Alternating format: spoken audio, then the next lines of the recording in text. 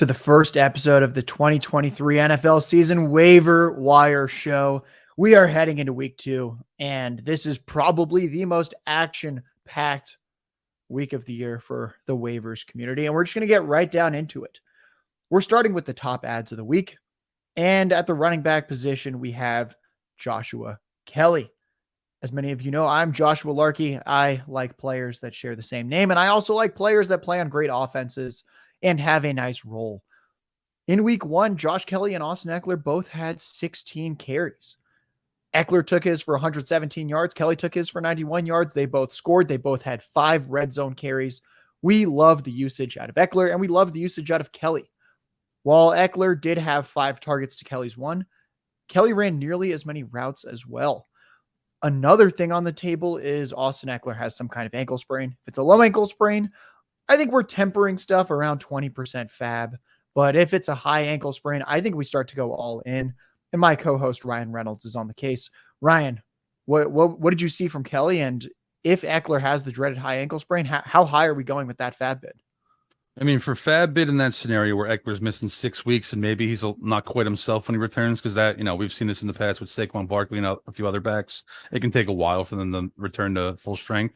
I'm going like 40-50% in that scenario. And it's not because I think Josh Kelley's a great player individually, but high-performing offense. Kellen Moore had success on the ground with Dallas with multiple running backs. And ultimately, you're getting a Justin Herbert offense with a top 10 offensive line. That's a great environment for Kelley. He's a plug-and-play starter on a lot of teams if he's the number one guy. Next up, let's hit Tyler Algier, Falcons running back. You might look at the box score and go, oh my God, he had 3 goal line attempts and Bijan Robinson had none, but that's a little misleading given that it was all done in the fourth quarter when they were blowing out the Carolina Panthers. I don't know what happens when Cordell Patterson returns from injury, but ultimately it looks like some kind of a 1A, 1B committee where Bijan's the 1A, Tyler Algier's the 1B. He did finish with 15 carries, 75 yards, 2 touchdowns. Even though he only had 3 catches for 19 receiving yards, that was actually like 3rd on the team, if I remember correctly, given what we saw from Desmond Ridder and company. We'll talk about that passing game more shortly.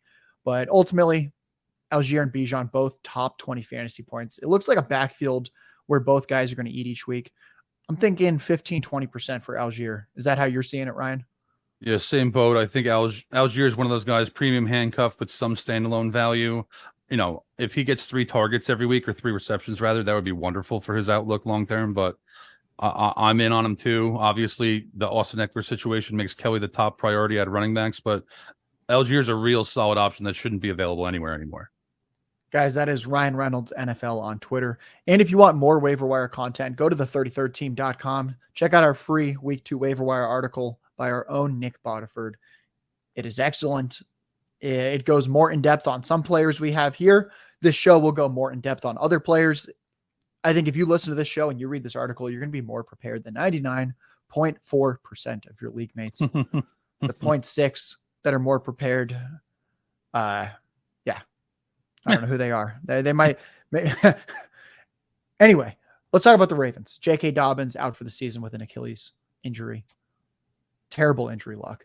We now have Justice Hill and Gus Edwards. Shockingly to both of us, rather than the 240-pound Gus Edwards, it was the, 200-pound soaking wet Justice Hill, who had the 4 red zone carries and the 2 attempts at the goal line. He did convert both those goal line rush attempts to scores, but the overall stat line for Justice Hill was 8 carries, 9 yards, 2 touchdowns. Gus Edwards was better, but not much better. 8 carries, 32 yards, didn't get in the box. Hill ran 6 routes. Gus Edwards ran 5. I'm actually not as excited about this Ravens room. I think they're probably going to bring somebody else in as well. How are you seeing this? And do you think that continues where the undersized Hill is getting those goal line attempts?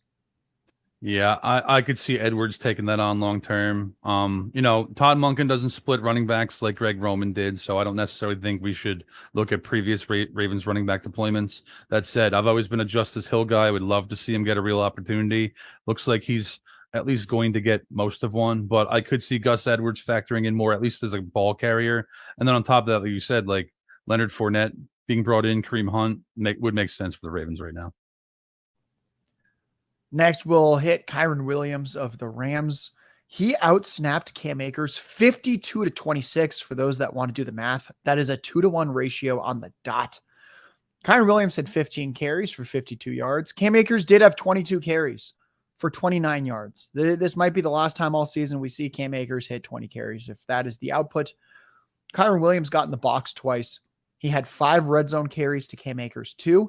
They each had a goal line attempt. Here's where it gets really interesting. Kyren Williams ran 28 routes. Cam Akers ran 2. It kind of looks like Kyren Williams is going to get most of the high value touches if he's getting more of the red zone carries and pretty much all the targets.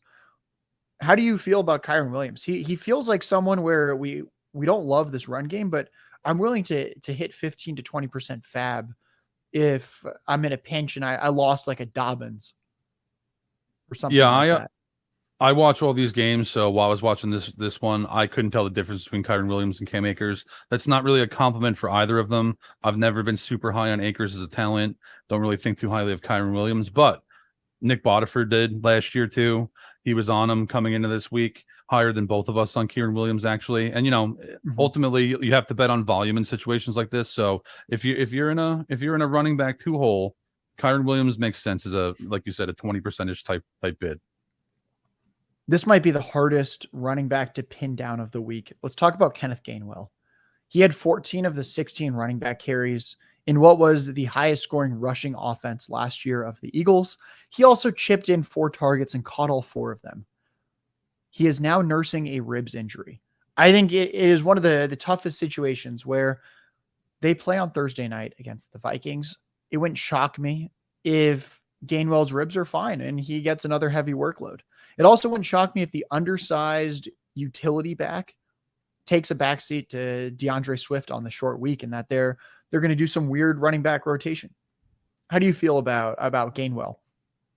Agreed. I'm not super surprised that they started the year with the incumbent in the lead role, but like you said, I expect this to be a mix and match all year. I could see Rashad Penny being active this week and leading the team in carries. I don't think that's off the table. So I like Gainwell, but I'm tempering expectations. I view him as more of a stash than a guy I'm just going to run in and play this week.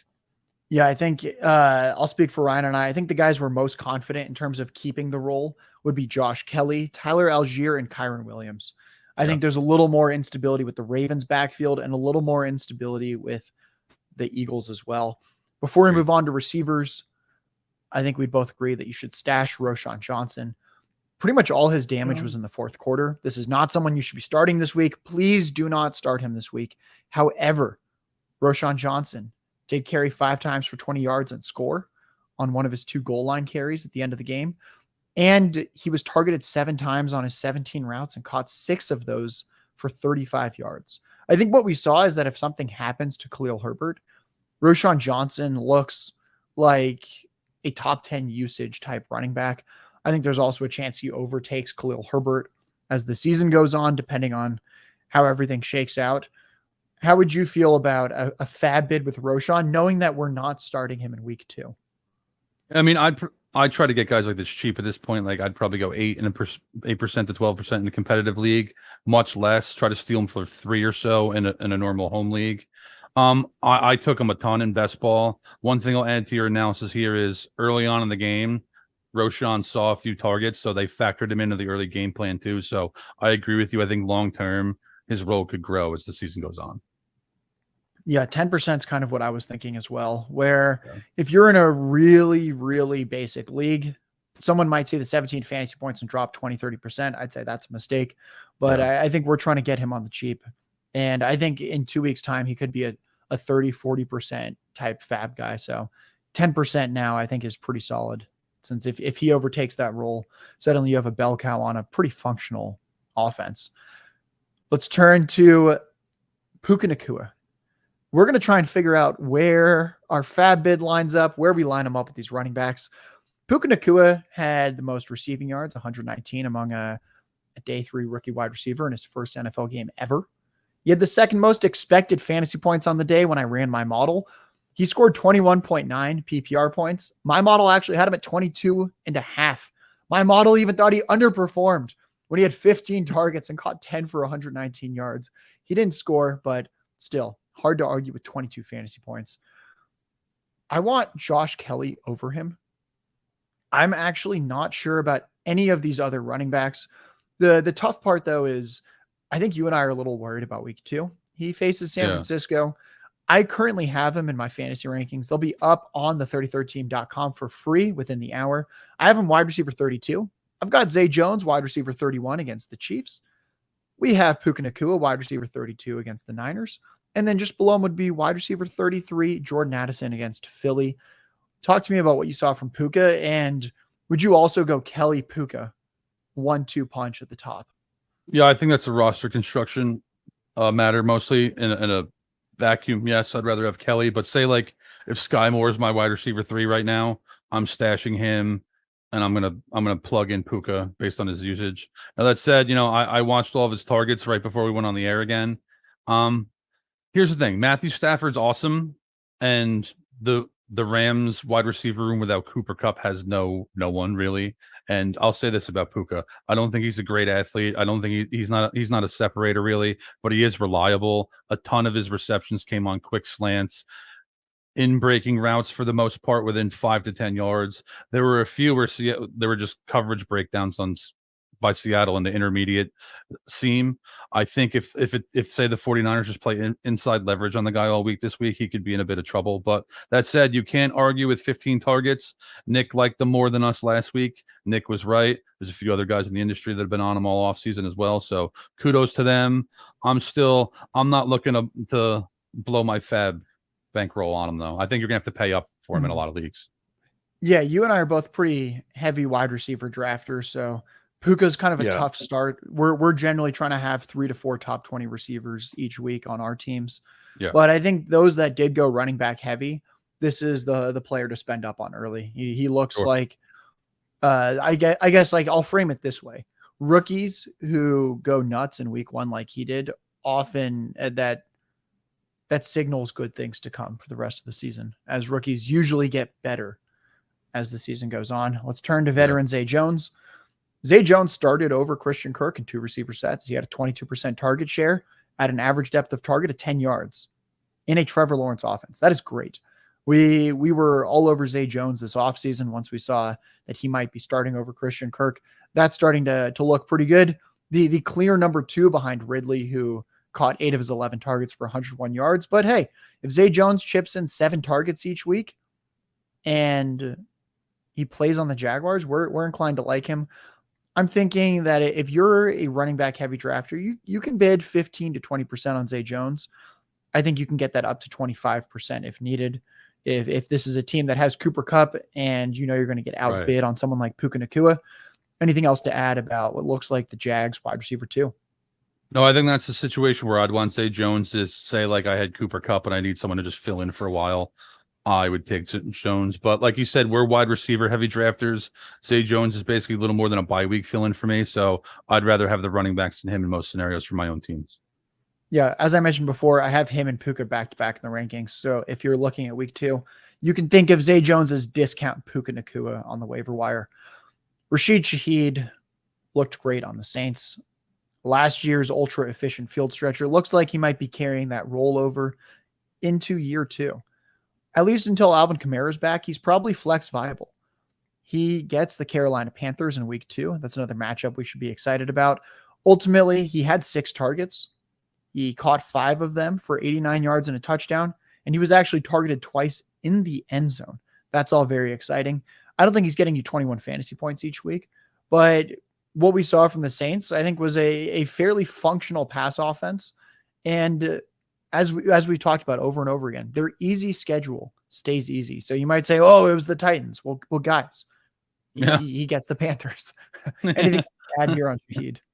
No, that's smart. I like that. That's all true. They manufactured a few touches for him, which was encouraging, but I'd say this, late in the game in a run situation, Shaheed caught a 41-yard pass down the sideline. I would kind of remove that from his production profile this week if I'm projecting him long term. Good point there. Let's turn to Allen Robinson. Ryan, I'm gonna be vulnerable with you for a second. I like Allen Robinson in week 2 against the Cleveland Browns. So Allen Robinson, we'll just list the stat line and then I'm gonna dig in more because I think it's worth talking about why I would ever talk about him on the waiver show. He led the team with 8 targets. He caught 5 of those for 64 yards. What do I like about him though? I like the air yards.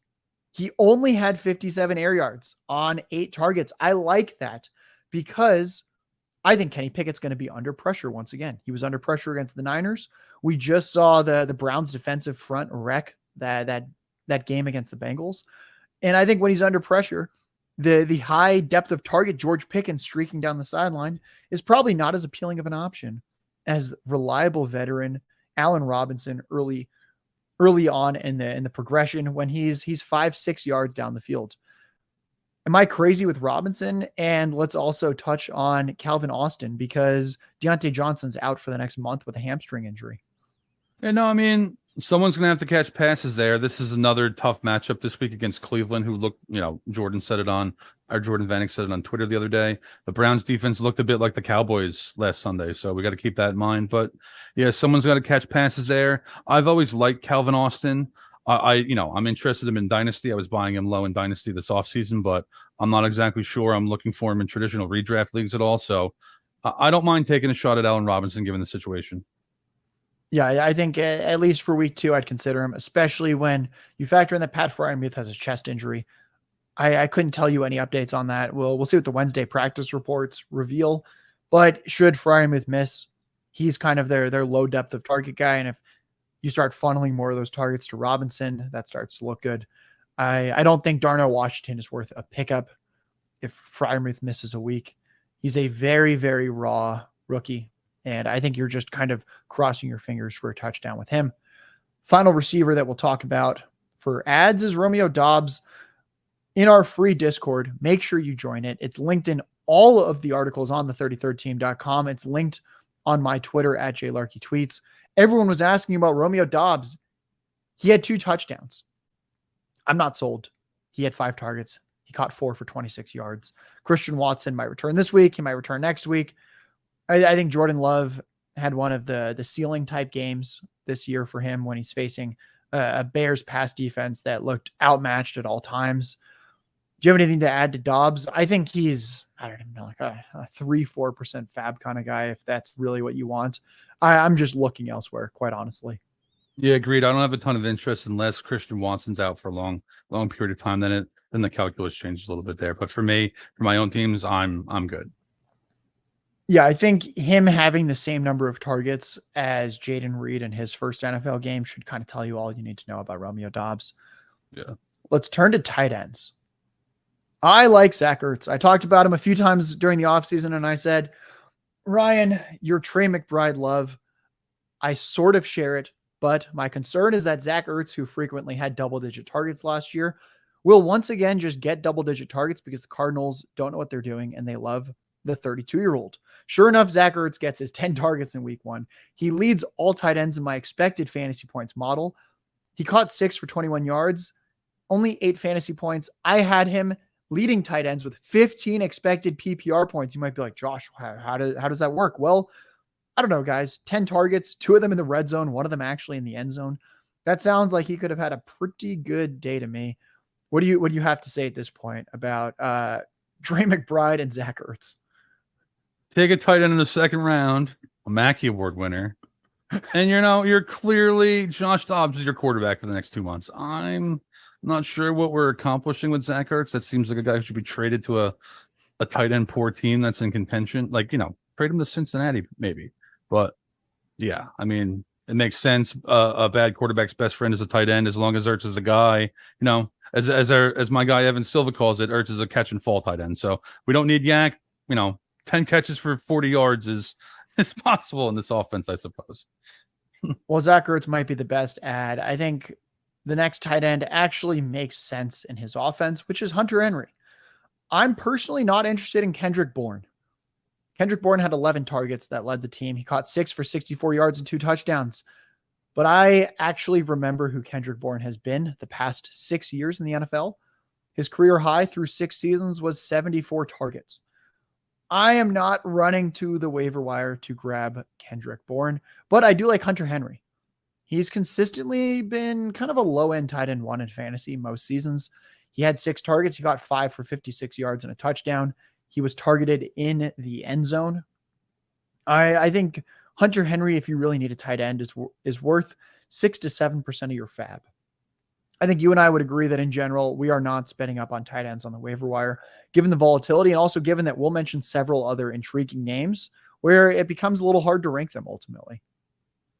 Yeah, I don't disagree. I don't even really have anything to add. I do think that Henry has a bigger market share than a lot of other tight ends that we'll talk about here in the Patriots offense. So, yeah, if you're weak at the position, I like him, especially in PPR. I'm going to give another shout out to our own Nick Bodiford. He loved Hayden Hurst. Jordan Vanek at times liked Hayden Hurst. Sure enough, Hayden Hurst leads the team with 7 targets. That was more than any other Panther. Caught 5 for 41 yards and a touchdown. I don't think he gives you 15 fantasy points each week. I know our Pros versus Joe's Best Ball team that faded tight end and took Hayden Hurst loves that in tight end premium. We got 17 fantasy points. But on a serious note, I'm only dropping a few percent fab on him on the waiver wire if I need it. Maybe he's their top target owner several weeks, but ultimately this Panthers offense looked pretty terrible. And I think the bad days might continue in week 2 with the Saints. I mean, let's visit Narrative Street right here. Hayden Hurst fired Bryce Young's first NFL touchdown pass into the stands in Atlanta. Maybe Bryce Young freezes him out a little bit here, but in all seriousness, Carolina did pay him quite a bit. He's a solid player, so I view him similar to Hunter Henry. I actually think they're both pretty solid full PPR options. And, I've written waiver wire columns for years. And the truth is, once week 4 or 5 roll around, the waiver wire is barren on tight end options. And these guys are dudes who will get you 4 targets a week or more. We've got one more option. I think he's in the stash zone, but it's getting exciting. Jake Ferguson of the Cowboys. The usage when he was on the field was outrageous. We all know the Cowboys blew out the Giants. We can't really take all these full game stats too seriously. But one thing I will take seriously is that Jake Ferguson ran 14 routes and was targeted 7 times. Every other route that he ran, he was targeted. He only caught 2 for 11 yards, but the kicker, of his 7 targets, 4 of them were in the red zone.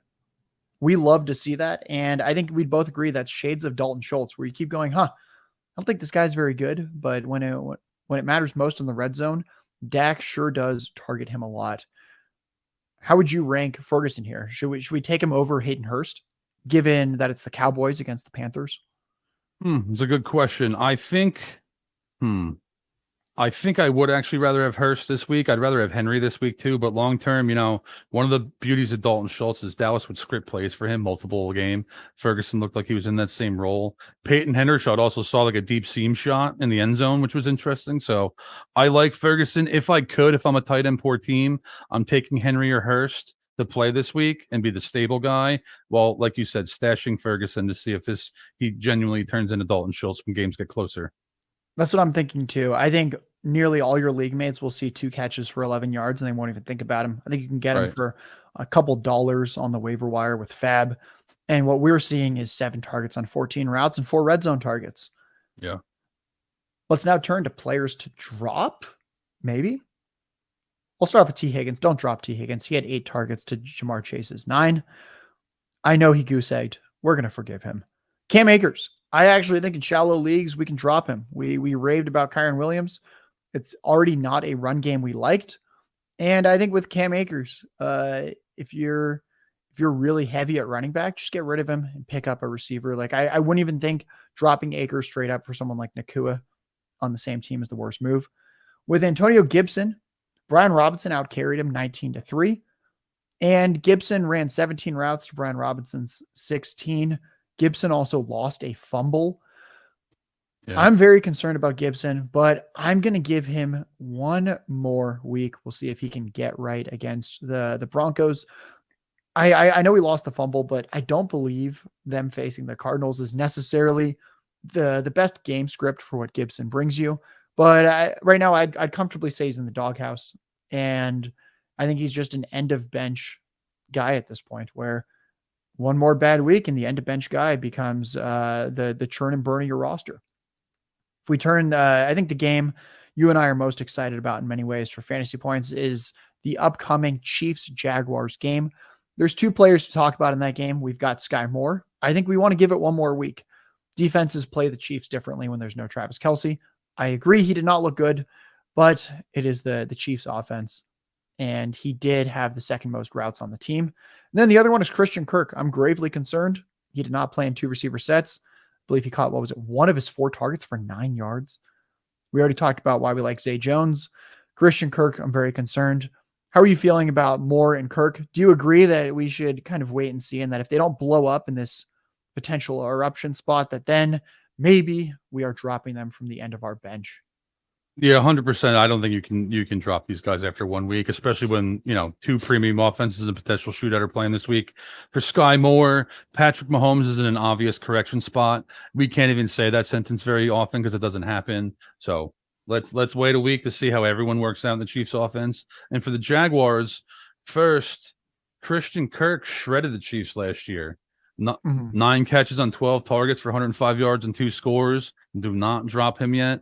The Jaguars actually torched the Colts on the perimeter for the most part. A lot of Calvin Ridley's receptions came on the perimeter. Same with Zay Jones. Kirk's good at running crossers and such. So I'd probably wait more than 1 week with Kirk.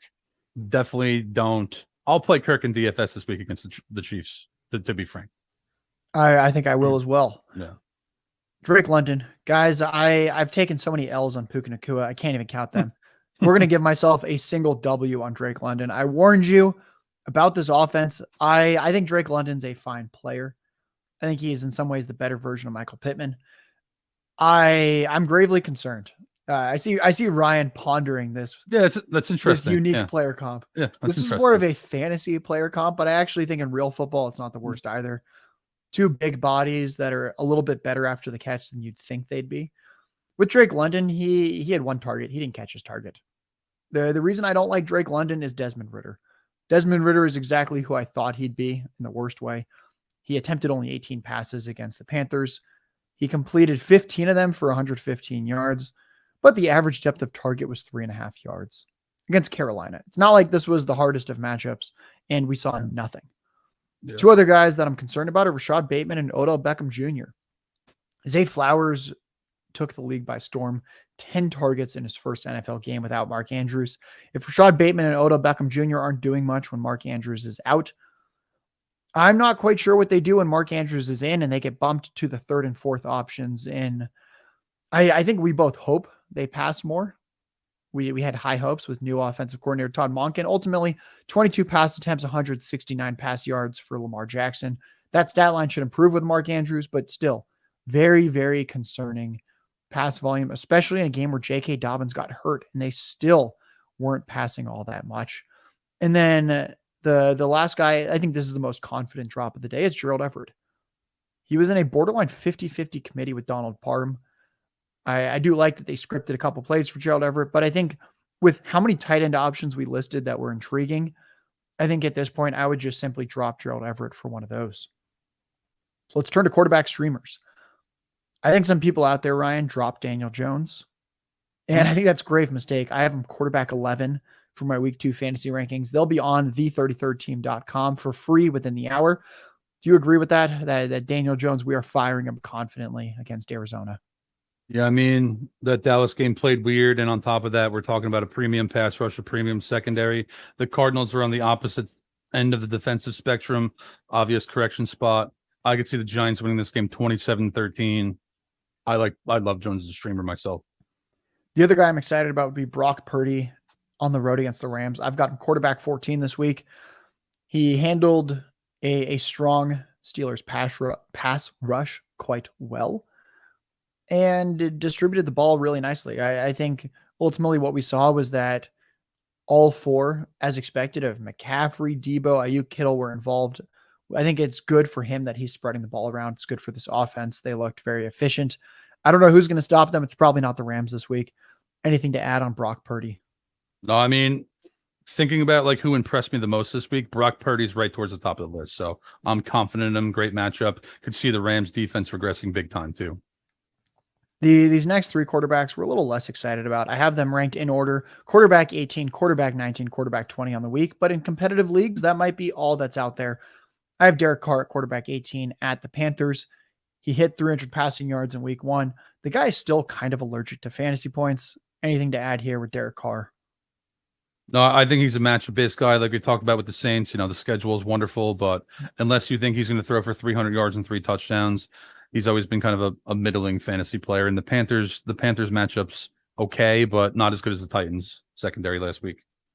Another guy we're still not sold on is Jordan Love. He goes on the road to Atlanta. I have him quarterback 19. Talk about this Atlanta defense and how their new free agent acquisition from the Bengals, safety Jesse Bates, how did he help impact this new look Falcons defense? Yeah, I mean, in many ways, he was the difference in that game against Carolina last week. All of a sudden the Falcons have a top 10-ish type secondary. Their pass rush is much better. Entirely different defensive unit than the Bears were last week. I think Love's fine in this matchup, but I'd take more of a wait and see approach if I could. And then lastly, hold your nose. Baker Mayfield does get the Chicago Bears at home. I've got a quarterback 20. He actually looked acceptable against the Bucs in week 1. And against the Vikings in week 1. He's been on so many teams, Josh. It's okay to flub him at this point. Thank you. You know what? A fun factoid to recover from this: Baker Mayfield played on the most teams on his rookie contract among any first overall pick in NFL history. Take that one to the bank, people. Yeah. Sorry, I messed up which team he faced. At least we had a fun fact out of it. So yeah, the Bears have no pass rush. They have no secondary. And I think Baker Mayfield is probably going to get you at least 15, maybe 16, 17 fantasy points in this matchup. Anything to add on Baker Mayfield? Yeah, I would definitely rather take my chances with Love or Carr, but after seeing what we saw in Chicago last week, you can't rule out Baker in this matchup. Yeah, I'd say he's the luckiest quarterback with early season schedule, getting Vikings, Bears back-to-back. Yeah. This is the time to play him if you're in a super flex league and you have a Baker Mayfield on your team. Yeah. Let's talk about some defensive streamers. Everyone's talking about this, and we'll just mention it quickly. The Giants go on the road to face the Cardinals. They're on your waiver wire. You should scoop them. What I will say, though, Ryan, what percent fab would you drop on the Giants? Because everyone recommends them. No one that I've seen is giving a consistent fab number. Yeah, that's actually a great question, Josh. I mean, especially early in the year, I'm not going well beyond 3%. I'm sure this is why I don't really like streaming, because if you bid 3% every week over the course of the year, by week 10 you got 30% in the hole just on defenses. So I try to get them cheap. They have a big pass rush advantage against the Cardinals front, so they are a high ceiling matchup. Unless you're 0-1, I'm only going with 1% see if I can get away with it. Yeah, I'd say I'd go up to 3 to 5% if you're projected to have a very close matchup. Sure. I think this is the kind of thing that can kind of take you over the top. But outside of that, if you're projected to lose by a lot, projected to win by a lot, I honestly just wouldn't even think about the Giants. They're going to be too expensive for what you need on fab. Chargers, they go on the road to face the Titans. Tannehill threw 3 picks. I'm not very crazy about the Chargers necessarily, given that I think Derrick Henry's going to run all over them. But I think what we saw from Tannehill was just extremely concerning. Anything else to add here about a Chargers team that just got absolutely lit up by Tua throwing for over 400 yards against them? I mean, my angle for this matchup would be Derek Carr shredded the Titans secondary last week. Justin Herbert could, hang 400 plus yards on this group in the best case scenario. And if the Chargers play with a lead, Joey Bosa and Khalil Mack have a pass rush advantage, a trench advantage against the Titans offensive line, some sacks and maybe some forced turnovers. That's the path with that group. Guys, that is Ryan Reynolds NFL on Twitter. Nobody talks about football like Ryan. He's got his power rankings on the site. If you like real NFL football, it's going to power a lot of the ways that he bets and looks at games. He's going to have his matchups coming out starting tomorrow. Late tonight on the site. He'll have Vikings, Eagles up there. My fantasy rankings will also drop on the 33rdteam.com. Make sure you join our free Discord. We've got one more defensive streamer to discuss, and then we have a bold prediction for week 2. Let's talk about the Buccaneers. I think you're allowed to stream them. They're at home against the Bears. What we saw from Justin Fields was that he's still a questionable passer. He took 4 sacks. That is just not what we want to see. I believe he was sacked 15% of dropbacks last year, which is outrageous. And in week 1, I believe it was around 10%. So looks like more of the same with Fields. Or are you willing to stream this Bucs defense against the Bears? That's Josh Larky tweets on Twitter.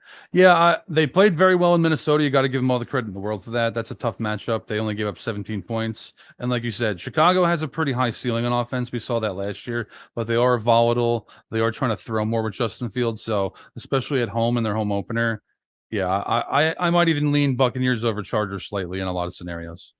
Now, Josh, we've covered a lot of ground in this show. Do you have a bold prediction for us for week 2?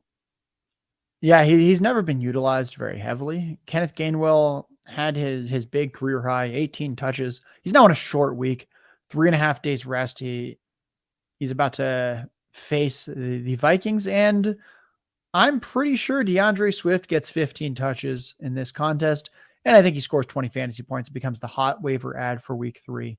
Do not drop DeAndre Swift.